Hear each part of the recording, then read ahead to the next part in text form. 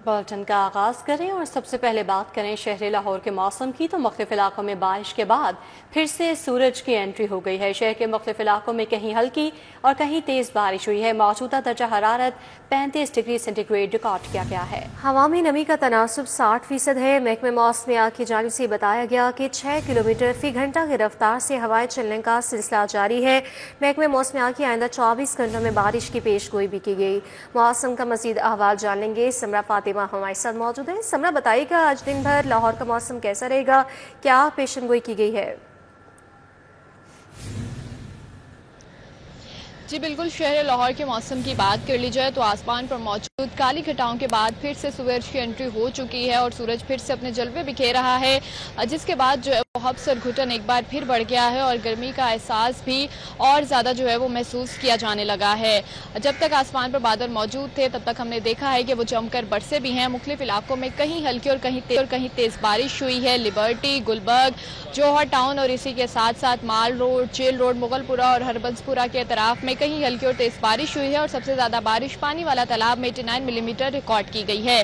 अब जो है वो सूरज फिर से निकल आया है और एक बार फिर से जो है वो घुटन का एहसास जो है वो महसूस किया जा रहा है। और मानसून में हम यही देख रहे हैं कि जब तक आसमान पर बादल मौजूद होते हैं या जब बारिश होती है तब शहर का मौसम खुशगवार हो जाता है, लेकिन जब फिर से सूरज निकलता है तो गर्मी का एहसास जो है वो बढ़ जाता है और शहरी जो है वो एक बार फिर पसीने से शराबूर दिखाई देते हैं। दर्जा हरारत के हवाले से बात कर ली जाए तो इस वक्त शहर का मौजूदा दर्जा हरारत 35 डिग्री सेंटीग्रेड तक रिकॉर्ड किया जा रहा है और कम से कम दर्जा हरारत 27 डिग्री सेंटीग्रेड रहने का इम्कान है। हवा में नमी का तनासुब 60% है, जबकि शहर में 6 किलोमीटर फी घंटा की रफ्तार से हवाएं चलने का सिलसिला जारी है। महकमा मौसमियात की जानिब से यही कहा जा रहा है कि आज सूरज और बादलों के माबैन आंख मचोली इसी तरह से जारी रहेगी। कभी आसमान पर बादल मौजूद होंगे तो कभी सूरज जो है वो अपने जलवे बिखेरेगा। महकमा मौसमियात की जानिब से ये पेशनगोई भी की जा रही है कि 4 से 7 अगस्त तक शहर में तेज हवाओं के साथ साथ शदीद बारिशें मुतवक्के है, जिसके बायस जो है मुतल्लिका इदारों को अलर्ट कर दिया गया है क्योंकि अर्बन फ्लडिंग का भी खदशा है, फ्लैश फ्लडिंग का भी खदशा है और इसी के साथ साथ ये भी कहा जा रहा है कि जो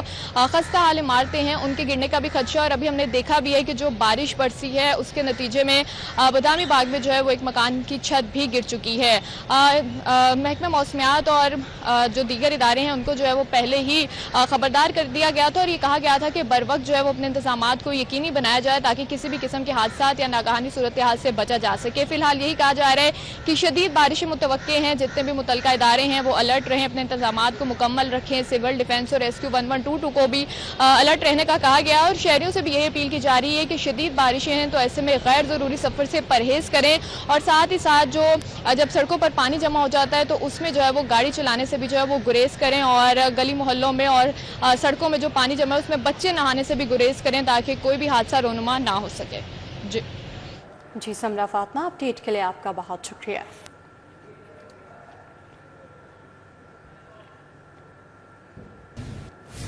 एमडी वासा गुफरान अहमद का करतबा चौक, मॉल रोड, कोपर रोड और लक्ष्मी चौक का दौरा किया गया। एमडी वासा का मेन बुलेवर्ड, गुलबर्ग, कलमा चौक, अंडरपास और उस्मान ब्लॉक डिस्पोजल स्टेशन का भी दौरा। एमडी वासा ने मुख्तलिफ इलाकों में निकासी आब का मुआयना किया।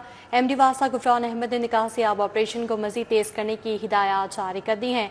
इस हवाले से मजीद अपडेट करेंगे दुर्र नयाब। जी दुर्र नयाब।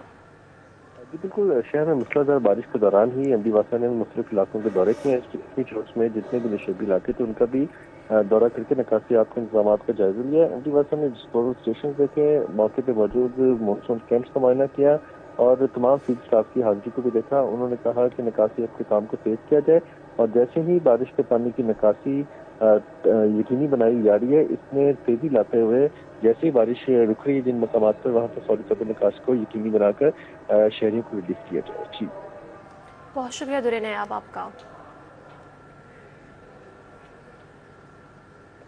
पीटीएमए का मानसून बारिशों के छठे स्पेल बारे अलर्ट जारी। मानसून सिस्टम के साथ कल से मगरबी हवाएं भी शामिल हो जाएंगी। पीटीएमए तर्जुमान की जानिब से बताया गया कि 4 से 7 अगस्त के दौरान बेशतर अजला में मानसून बारिशों की पेशगोई है। लाहौर शेखुपुरा समेत दीगर अजला में बादल बरसेंगे। तर्जुमान PDMA की जानिब से ये बताया गया। DG PDMA की सूबे भर के कमिश्नर्स और डिप्टी कमिश्नर्स को अलर्ट रहने की हिदायत भी की गई है। लाहौर, रावलपिंडी, गुजरांवाला और सियालकोट में अर्बन फ्लडिंग का खदशा है। बड़े दरियाओं से मुल्हका नदी नालों में फ्लैश फ्लडिंग का भी खतरा बताया गया, जबकि PDMA की सिविल डिफेंस, रेस्क्यू और मुतलका इदारों को पेशगी इंतजामात मुकम्मल करने की हिदायत भी की गई है। PDMA का मानसून बारिशों के छठे स्पेल बारे अलर्ट जारी कर दिया गया। तर्जुमान के मुताबिक ये बताया गया है कि मानसून सिस्टम के साथ कल से मगरिबी हवाएं भी शामिल हो जाएंगी। 4 से 7 अगस्त के दौरान बेशतर अजला में मानसून बारिशों की पेश गोई की गई है। लाहौर, शेखुपुरा समेत दीगर अजला में बादल बरसेंगे। शहर में चीनी की किल्लत ताहाल बरकरार है। मुख्तलिफ इलाकों में ताहाल सरकारी निर्ख पर चीनी दस्तयाब नहीं। मखसूस पॉइंट पर ही 173 रुपए किलो चीनी के फरोग जारी है। किराना मर्चेंट्स ने मिल्स मालिकान के इक़दाम को तशवीशनाक करार दे दिया है। पंजाब किराना एसोसिएशन का चीनी माफिया सट्टेबाजों को कुचलने का मुतालबा। चीनी की किल्लत के जिम्मेदार रिटेलर्स या होलसेलर्स नहीं है। किराना एसोसिएशन की जानिब से ये कहा गया है, जबकि सदर किराना एसोसिएशन कहते हैं कि चीनी की डिमांड के मुताबिक सप्लाई नहीं दी जा रही है। तो शहर में चीनी की किल्लत ताहाल बरकरार है। मुख्तलिफ इलाकों में ताहाल सरकारी नर्ख पर चीनी दस्तयाब नहीं है, जबकि मखसूस पॉइंट पर ही 173 रुपए किलो चीनी की फरोख्त जारी है। हुआ है कि चीनी शॉर्टेज है कि रोज़ मिलनी भी नहीं। 1 किलो वाला भी अब 5 किलो ले रहा है। एक तो वो ख़राबी है। दूसरा ये कि मेरे पास चीनी आज 240 बैग आए हैं, ये 4 दिन बाद आए हैं। उसमें कोई डॉक्यूमेंट्स का डिमांड कर दी जाती है या कोई और हीले बहाने कर दिए जाते हैं कि मिलें चीनी रूटीन के साथ नहीं दे रही। हालांकि 19 लाख टन जो चीनी है वो तकरीबन गवर्नमेंट के कब्ज़े में है। तो इसके कब्ज़े होने के बावजूद भी अभी तक जो तरीक़ाकार है, कोई मेकानिज़म नहीं है जिसकी वजह से आवाम तक चीनी नहीं पहुंच रही। और दूसरा एक फॉल्ट ये भी है कि जो कमर्शियल चीनी है, जैसे कि मिठाई वगैरह है, बेकरी आइटम्स हैं, तो इनके लिए भी ये प्रॉब्लम आ रही है। अगर किसी जगह पे शॉर्टेज है या किसी जगह पे महंगी सेल हो रही है तो उसकी बड़ी वजह ये है कि बेकरी वाले को चीनी चाहिए, उसको रेट नहीं चाहिए होता। तो मैं अभी भी हुकूमत पाकिस्तान से रिक्वेस्ट करूंगा कि सबसे पहले आप पब्लिक को देखें कि जैसे मैंने फ्री हैंड लगा दिए बैग कि 173 रुपये किलो चीनी जितनी मर्जी ले ले, ताकि कम से कम जो आवाम है इसको चीनी मिले। और मैंने उसके बाद कोशिश की है कि 15-20 बैग दे के मुख्तलिफ पॉइंट बना दिए गए हैं ताकि आवाम को चीनी मिल सके। तो गवर्नमेंट को चाहिए कि इस पर मज़ीद एक्शन ले ताकि आवाम को चीनी मिल सके। पंजाब को सनती मादों से पाक करने के लिए इकदाम किए गए हैं। आपको आगाह करें कि पंजाब को सनती मादों और जहरीली धातों से पाक करने के लिए मेगा ऑपरेशन का हुक्म दिया गया है। वज़ीर आला मरीम नवाज के हुक्म पर सूबे भर में हंगामी बुनियादों पर सर्वे का आगाज हो चुका है। सनतों से निकलने वाले जहरीले मवाद को नहरों नालों में फेंकने पर पाबंदी आयद की गई है। जहरीला कचरा आवाम में मोहलिक बीमारियां फैलाने की बुनियादी वजह करार वेस्ट ट्रीटमेंट के बगैर सोसाइटियां बंद करने का भी फैसला किया गया। 28 हाउसिंग सोसाइटियों और सनतों को नोटिस जारी कर दिए गए। वज़ीर आला ने हडियारा ड्रेन में जहरीले मवाद डालने का सख्त नोटिस लेकर कार्रवाई का हुक्म दिया था। वज़ीर आला ने इदारों को 10 अगस्त तक हडियारा ड्रेन की सफाई की डेडलाइन दे दी है। वज़ीर आला की हिदायत पर सीनियर सूबाई वज़ीर मरियम औरंगज़ेब की ज़ेर सदारत अहम इजलास हुआ। इंडस्ट्रियल यूनिट्स और हाउसिंग सोसाइटियों के खिलाफ फौरी कार्रवाई का फैसला किया गया। प्लांट नस्ब होने के बावजूद रहायशी पीने के साफ पानी से महरूम है। नल की ठीक हालत में होने के बावजूद इंतजामी नहरी से पानी की फराहमी मुतासर है। मकीनों का मजीद क्या कहना है, बताएंगी फातिमा खान। जी फातिमा।